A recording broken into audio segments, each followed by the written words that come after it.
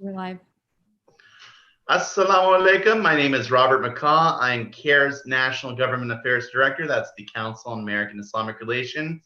And this is our daily, not daily, every Tuesday and Thursday Facebook Live program, CAIR on the Air, the Muslim Action Hour. And this is our inaugural program.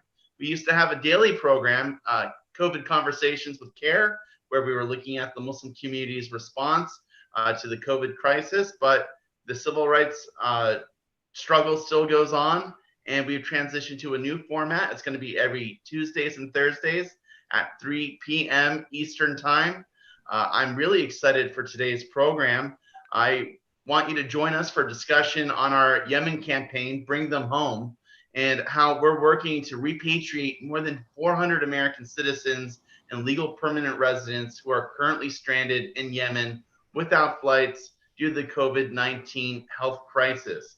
Our co-host today, who's joining me now, is Ahmed Mohamed. He is the litigation director for our outstanding CAIR-NY chapter. Ahmed, assalamu alaikum. How are you? Wa alaikum assalam. Alhamdulillah, I'm doing well. Min Bismillahir Rahmanir Rahim. Thank you so much, Robert, for having me, and for CAIR National for setting up this webinar. CAIR on the Air, I think it's something that's been probably needed for a very long time, especially after the successful daily dose during COVID-19, which was vital to getting our community up-to-date information about COVID and responses and mental health resources and of that nature. So great job. Glad to be here. Yeah, we're excited. And just a note for the audience, Ahmed was here for our inaugural COVID Conversations program. So it's just perfect that we're bringing him back for the start of this new format. Again, that's CAIR on the Air. We have a really exciting guest with us today. Her name is Jehan Hakim, and she is with the Yemeni Alliance Committee. Now, before we invite Jehan on, I just want to hear from you, Ahmed. What's going on in New York? What's CAIR-NY doing? Yeah, so CAIR-NY is very, very busy. We had a really amazing victory actually last week. For the past 3 years here in New York City, we have been pushing for a bill called the POST Act, which is the Public Oversight of Surveillance Technologies, which would force the NYPD to reveal the surveillance technologies that they have in place, how they're purchasing these surveillance technologies, what, to do impact studies on the impacts of our civil rights and civil liberties. And it's a first step to reining in the NYPD's abusive surveillance practices.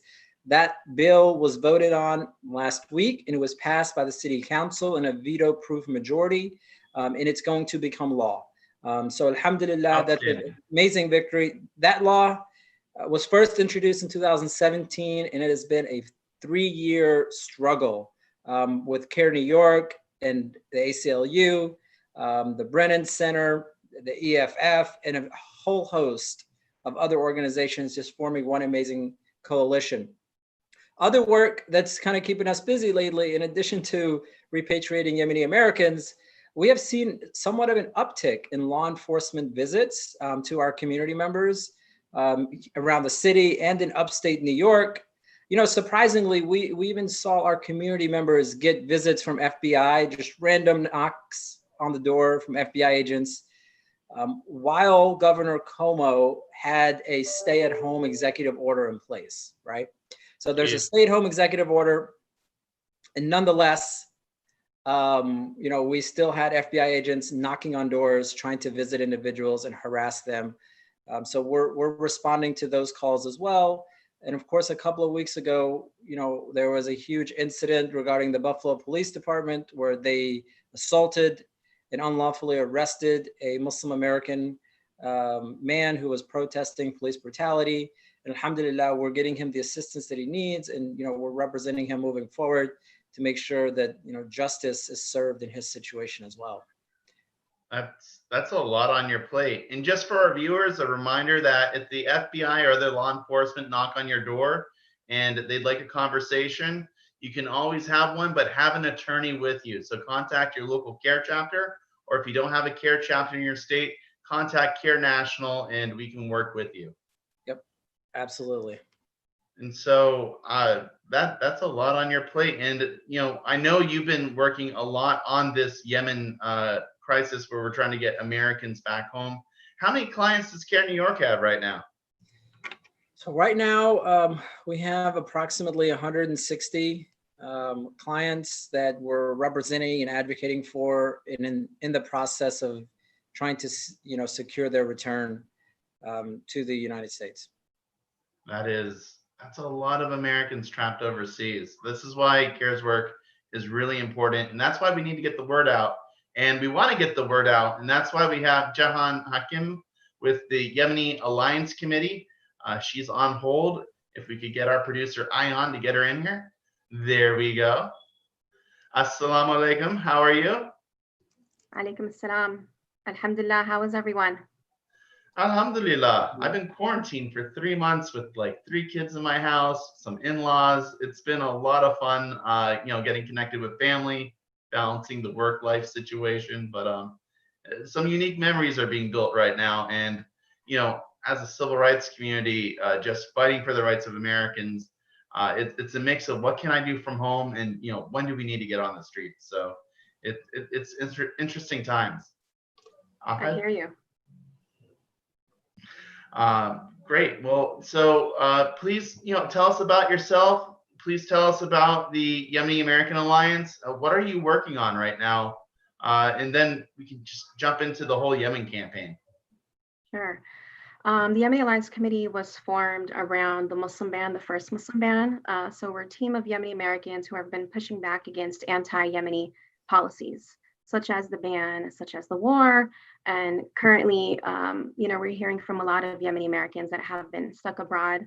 And, it's such a multifaceted situation. Yemen is dealing with so much. And I'm really glad that CAIR and partners are really, working together to, really rescue Yemeni Americans and bring them back. And just for folks who are asking, what does repatriation mean? Because some folks were asking me. Definitely. It just basically means return folks back to their country, which is, here in the States. So if I may just give a little bit of an overview of what's happening in Yemen. Please. Sure. So, as many folks know, since 2015, Yemen has been suffering from the world's worst humanitarian crisis that we've seen in modern history. And with a population of 30 million, the war, famine, and the ongoing blockade and the ban has really confined the people of Yemen into a horrific existence, facing many forms of war, economic, aerial, and land, where every 10 minutes a child dies due to preventable diseases. And over 85,000 Yemeni children have died of hunger. And then when Trump came into office, there were thousands of Yemenis stranded in neighboring countries who had their visas denied in 2017 when the first Muslim ban hit by this administration. And these are spouses, children, immediate relatives of US citizens. Yemeni Americans who were banned due to their identity, a lot of us believe, their Islamic identity. I remember the story of Ali and little Abdullah from the end of December of 2018, who were from the Bay Area, 2-year-old boy who was dying, and his mom Shema was denied the prospect of seeing her son in his last days. And it wasn't until most of the public wrote to their congressional members, and his brave father Abdullah pled with the public and our lawmakers to let Shema in. And she was finally allowed to enter the US to hold little Abdullah in his final days on earth. And I've been saying this for a while, but we shouldn't have to be dying to be reunited with our loved ones. There are many cases like this, and some that were much more devastating. And now with COVID, since COVID has entered the arena, lack of access to clean water, a crumbled infrastructure, the war, the blockade, and a collapsed healthcare system have led to the closure of more than half of Yemen's pre-war facilities. So far since April, there have been an estimated of 926 cases of COVID. And the most impacted areas are Hadramaut, Adan, and Taiz. Over 250 Yemenis have died from COVID reportedly. And I'm sure that these numbers are not accurate since there are a lot of remote areas that are, there's misinformation being shared. So curbing this violence is seemingly impossible. COVID could spread faster and more widely and with deadlier consequences than many other countries. I mean, there's a lot of hysteria going around here in the States, and we have a much more secure healthcare infrastructure. So, you know, the State Department really has a duty to their nationals to bring Yemeni Americans and U.S. green card holders home. And the American public can really rally behind this cause and bring Yemeni Americans back. That's a lot to take in. What is your organization primarily doing? Are you receiving contacts from Yemeni Americans? Are you putting them in contact with the State Department? How are you handling your caseload? Yeah, we're working on a lot of stuff. So currently we are doing just tracking information, and we are creating material and a sample script, like a letter to congressional members. There has to be a lot of like education that has to be done because of a lot of Yemeni Americans, their first language is Arabic.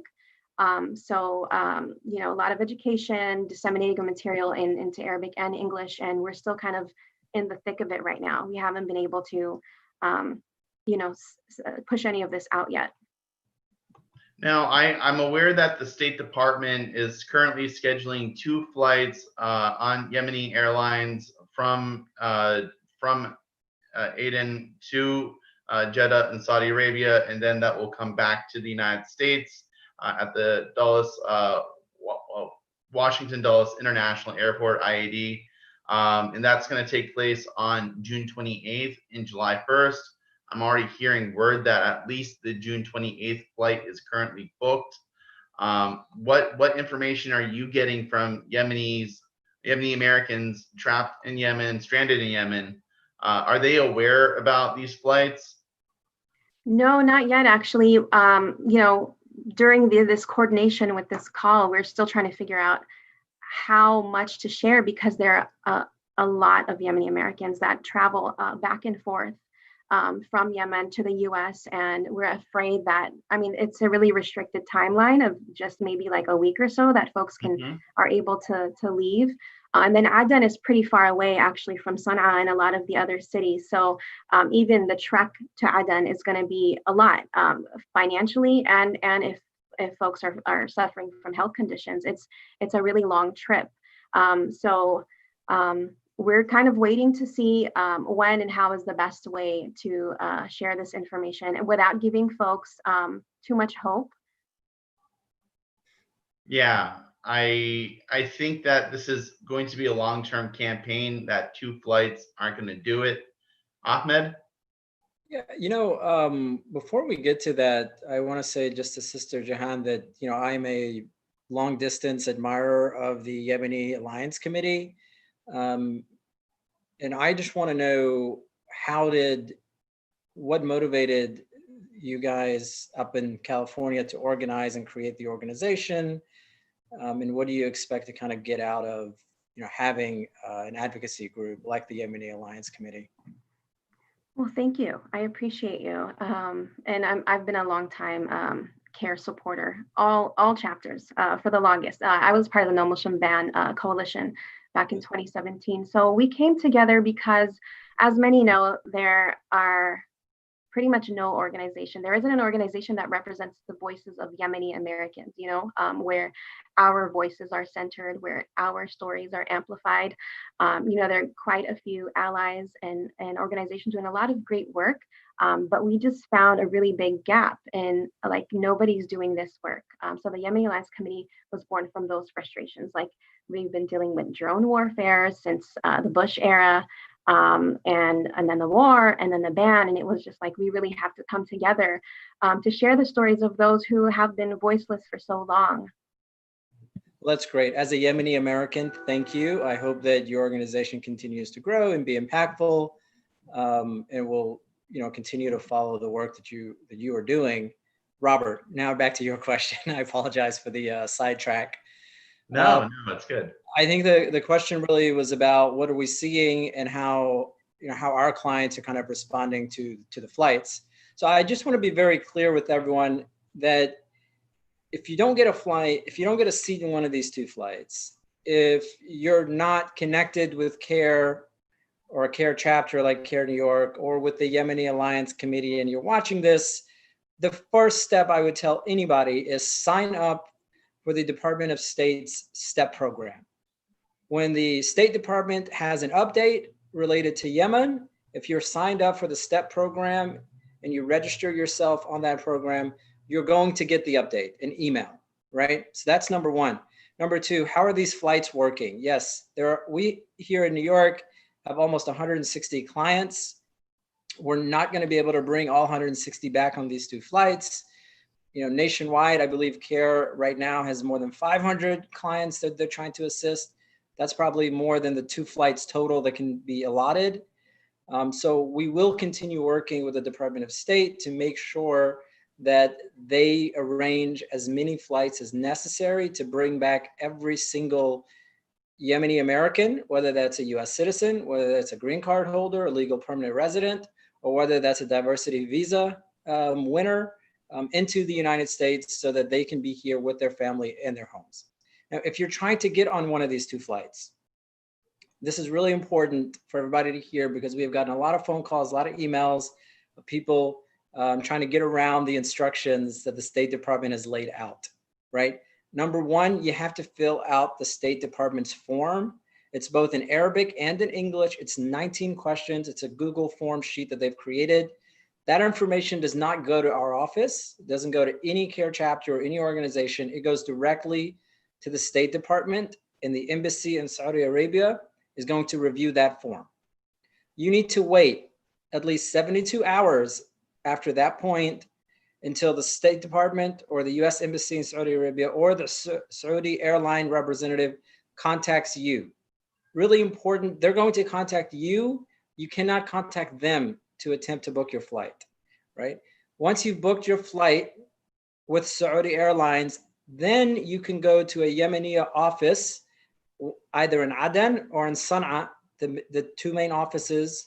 And those are the only 2 offices that are open for Yemeni in the country. And then you can book your flight from Yemen to Aden, from Aden, Yemen to Saudi Arabia to catch your connecting flight to America. That's really important that you do these 3 steps in that order so that you don't get out of line and so that you're able to actually get a flight in one of these 2 flights that are happening. And I think that the last thing I'll say about this before I kick it back to Robert is that it's really important that when you get that phone call on WhatsApp, number one, they're going to call the Yemeni line that you provided, not the American number. When you get that phone call, that is your best opportunity to book your flight. Do not tell that airline representative, I'm going to call you back. I'm going to have my family member in America call you, because that's not going to work. Even though you may have their number, calling them back is not a way for you to book your flights. What will most likely happen is that you're going to be put in the back of the line. And you're going to have to wait until they get back to you before you have another opportunity to book your flight. And have your credit cards ready as well. Thank you, Ahmed. That is really important information. And again, I've heard if you call the airlines directly yourself, a lot of staff are not actually aware of these special flights, and you are going to get misinformation. Yeah. And so it's really important that you pick up that call. There's a concern, Jehan. There's not always internet or electricity in Yemen. So what advice can we offer people that might have internet right now and are watching this program?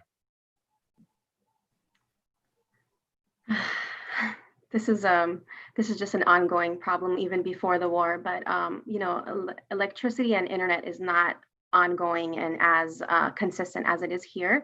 I would say that if we are given a time frame, if we can give Yemenis a time frame of between these dates, be ready at your phones. Like we can suggest to folks to go to their friend's house, to like a cafe or something like that, so they can be ready. Is that information available yet? Do we know? So that it's not available with that much particularity. My understanding from the State Department is that they will send an email. The embassy in Saudi Arabia will send an email to the traveler informing them that they have been placed on the list and that a Saudi airline representative will be contacting them. But we're not aware of like how closely the Saudi representative will contact them from that email point. But you are making an excellent point. It's a point that has been brought up by a lot of our clients. Unfortunately, that is the process that the State Department has set up, and we don't have a way around it at this moment. The other thing I do want to mention is that Yemenis normally are not using their credit cards when they're in Yemen, because Yemen is a cash-heavy state, or country, I should say. So the flights from Saudi to Washington, D.C. can only be paid by credit card, Visa, MasterCard, or Discovery, or American Express. If you're trying to use a Discovery card, those will not be accepted, FYI. So because we don't normally use our credit cards internationally, what individuals should do to make sure that their credit card transaction will go through is they need to call their credit card company or their bank in advance to provide their financial institution notice that they're going to use their credit card for an international transaction for a large sum.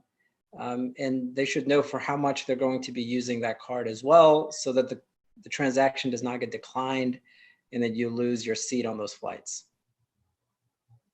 Again, excellent information.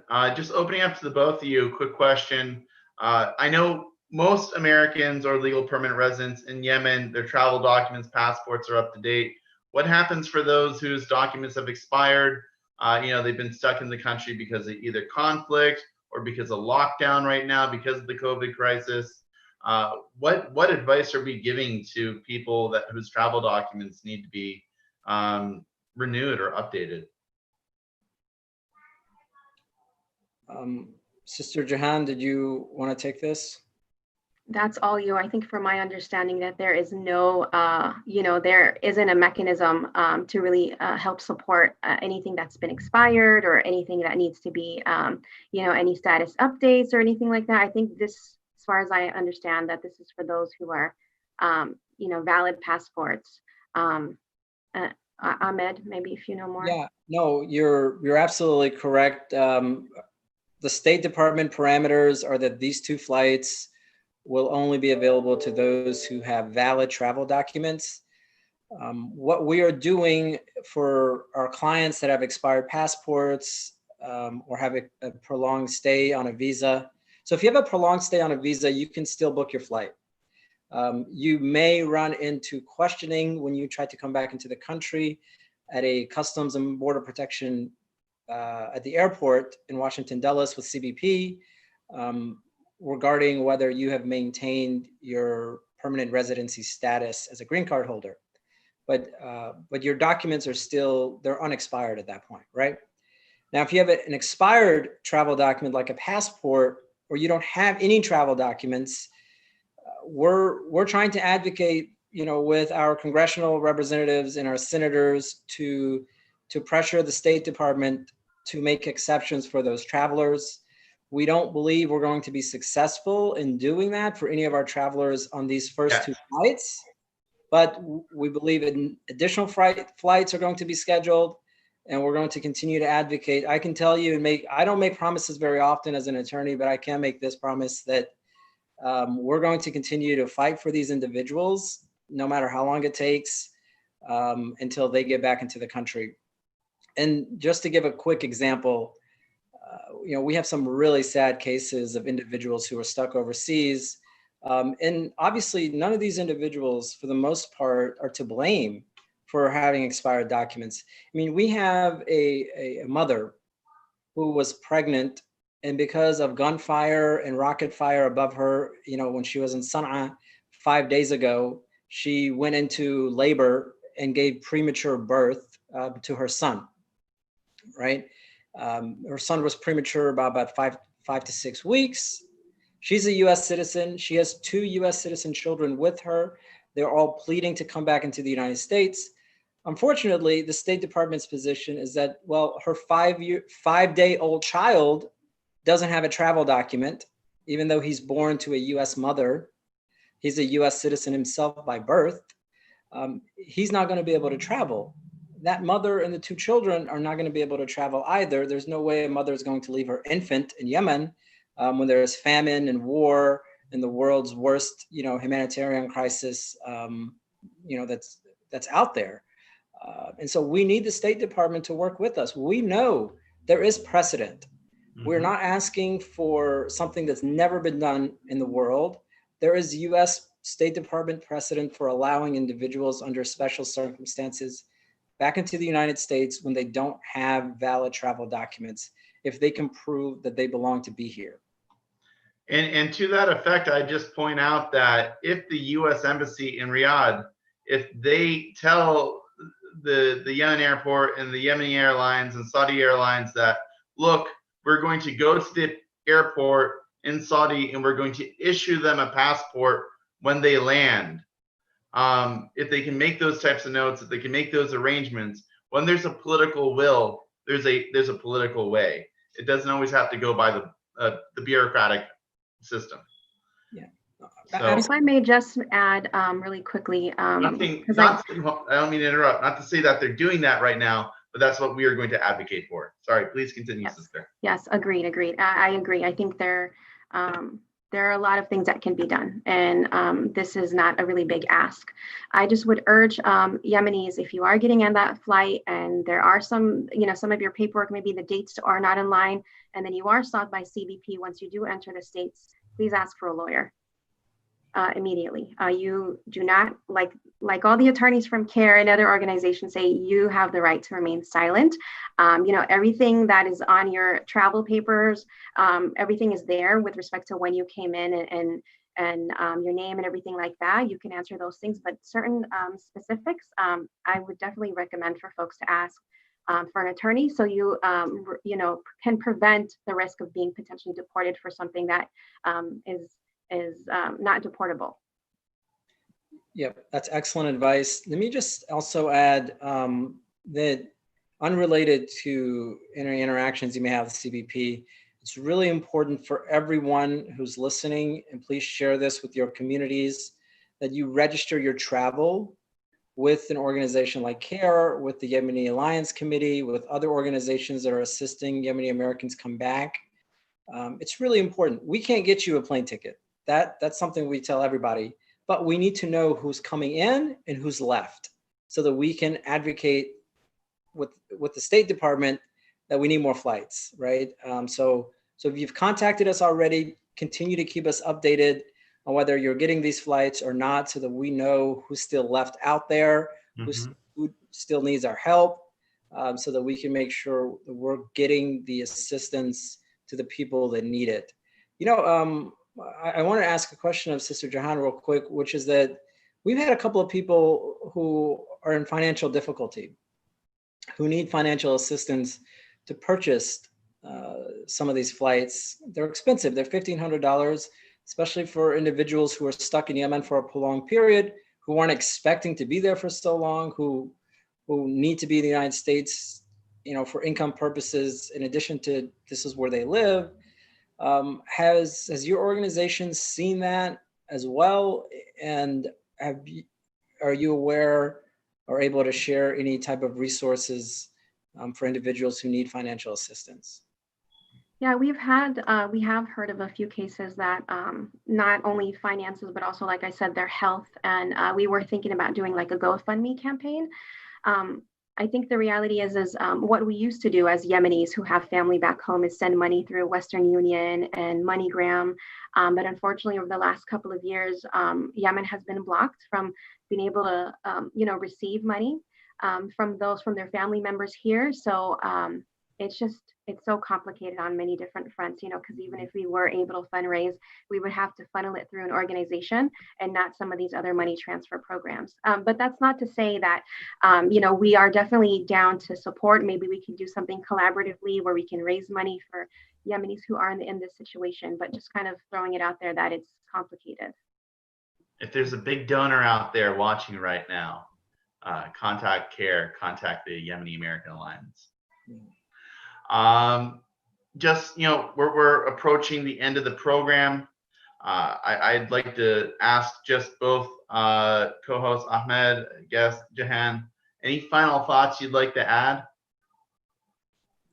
Yes. A couple of things. Number one, for anyone out there that wants to help us amplify the story with returning these Yemeni Americans back home here to the United States, please amplify, please use the hashtag, hashtag bring them home, and then inform them about CAIR, CAIR New York, the Yemeni Alliance Committee, other organizations.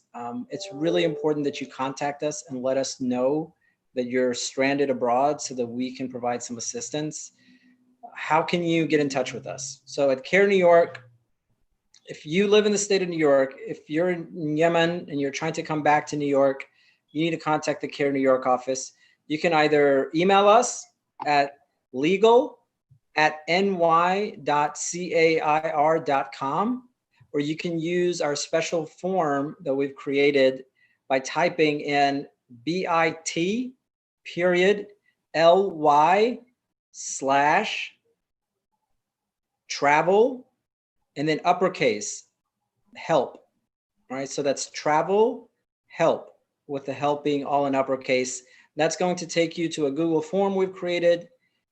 Input the info, very like 8 questions, very simple questions, and then we will get in touch with you immediately. I think right now our turnaround time is probably like less than 30 minutes.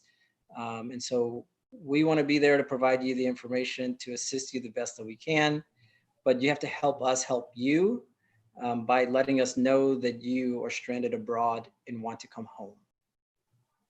Yeah, I would also just add, you know, my people, I know my people, y'all been contacting us on Facebook, continue to do that. We speak both Arabic and English, so I know that's much easier for folks.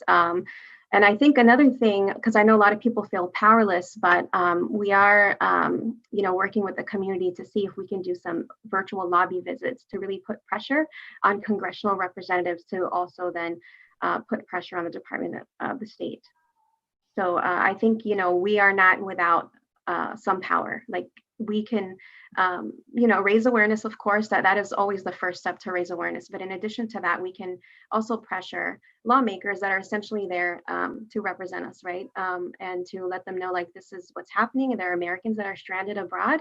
You know, please urge the State Department to bring them back home. Thank you. And if you go to CAIR.com and you go to our subscribe for daily news alerts, I know in the next day or two, I'm going to be launching with our CAIR chapters an action alert that puts people in contact with their member of Congress. Hopefully, we're going to arrange a contact also at the State Department. So you can email them, your member of Congress, and you can say, what are you doing for Yemeni Americans? And we're going to continue to raise this issue. We're also going to lobby Congress to hopefully get in contact with the State Department. Again, when there's a political will, there's a political solution, there's a way. We're just very interested in rallying Americans, not just Muslim Americans or Yemeni Americans, but all Americans of conscience, to tell their members of Congress to put pressure on the State Department. Not that the State Department isn't doing a good job right now, but we want to see just even more flexibility in helping Yemeni Americans get back home, especially those with expired documents or are just hard to reach. So reach out to CAIR. And you know, help us reach out to Congress. With that, billboard question. You could put it on a billboard right now in your backyard in any city. What's the one message you have? It doesn't just have to be for today's conversation. What would you want to tell the world right now if you got an opportunity? Wow, that's a big question. I would say hashtag Yemen can't wait. Yemen can't wait, hashtag. Hashtag bring them home. Ahmed? Look, yeah, it's hashtag bring them home right underneath legal@ny.cair.com. We can't help you if we don't know you need the assistance. And so it's really important that you reach out to us so we can empower you on your way to coming back to the United States. And again, if there's a big donor out there that would like to see that in Times Square, contact Ahmed Mohamed, the legal director at CAIR New York. With that, I just want to thank our co-host, our guest. This is, again, our inaugural program for the CAIR on the Air, the Muslim Action Hour. We are going to have another program this coming Thursday, again at 3 o'clock Eastern time. Stay tuned for the topic. We're setting up the guests. This is going to be an every week thing, every Tuesday, every Thursday. Thank you for joining us. Assalamu alaikum. Wa alaikum